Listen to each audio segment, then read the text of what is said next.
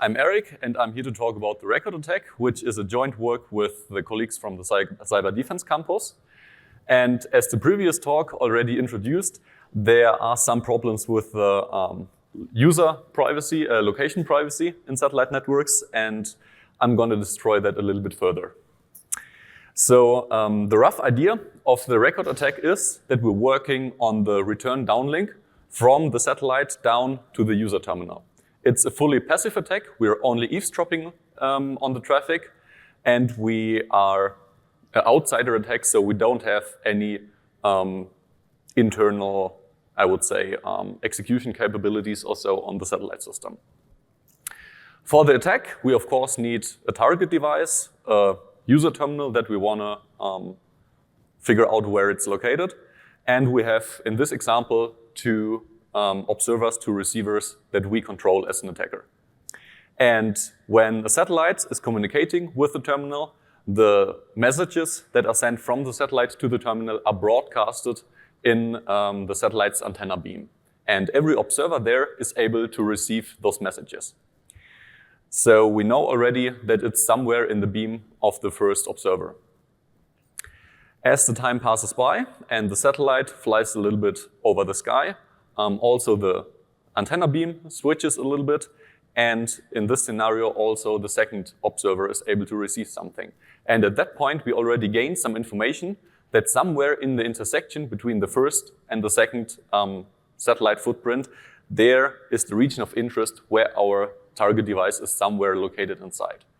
And we can play that game further, so we have a third timestamp where one of our observers is receiving something, and we now have three footprints to calculate the intersection and also get a region of interest.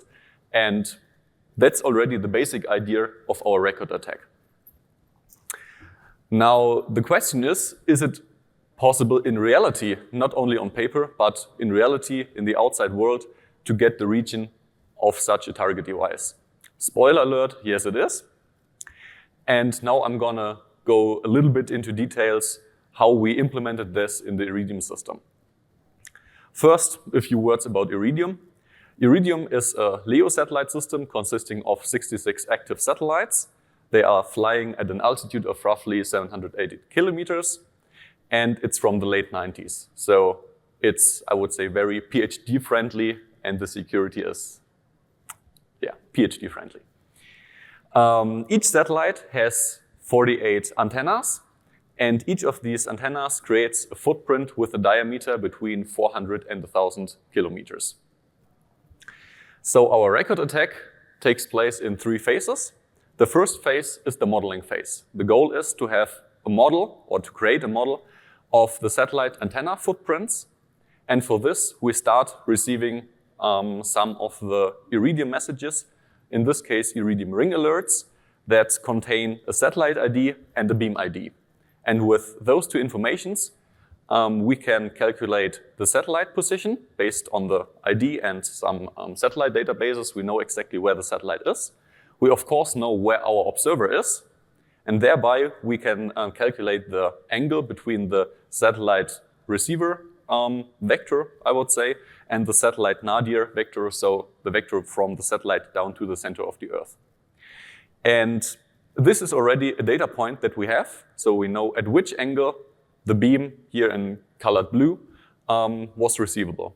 And if we do this over a longer time, we can accumulate this data, so we get many measurement points at which angle which beam was receivable, and that's already our satellite beam model.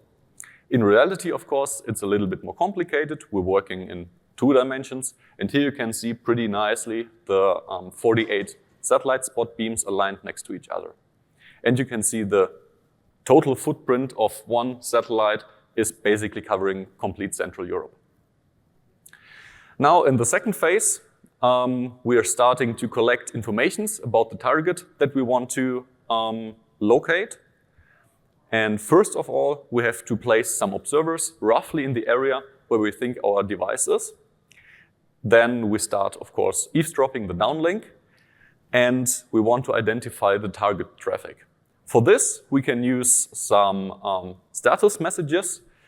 And here you can see in the red circle, that's the TIMSI of my Iridium device that I'm working with. TIMSI originally means Temporary Mobile Subscriber Identity. It's from GSM. However, in Iridium, this temporary identifier is not really temporary. So whenever you see this ID popping up in the Iridium system, you know exactly, hey, Eric is somewhere around logging into the Iridium system. So you know already when a device logged in, and from that point on, it's pretty straightforward to extract some events.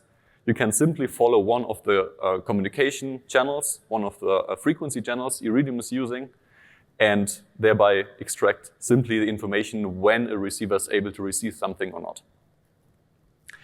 Okay, now we have some events, and we want to calculate the region of interest where our device is located in. So we combine those events with the satellite beam model, and for each event, we look for an observer which beams are currently covering this observer. So we know this is roughly the region of interest where, obviously, somewhere inside our target device is located in. Since the area is still pretty big, I mean, it's roughly the area of France and Germany combined, we want to reduce that, and therefore we can calculate the region of the intersection of multiple region of interests, and thereby, step by step, reduce our region. If we do this for all events of an observer, the region gets already pretty small. And if we also combine multiple observers, then it's getting interesting. In this example, we used 3 observers. We did recordings for roughly 2 hours, and everything resulted in a region of interest of roughly 380 square kilometers. So compared to the starting point where we thought about, okay, somewhere in Germany and France, that's already a pretty much improvement.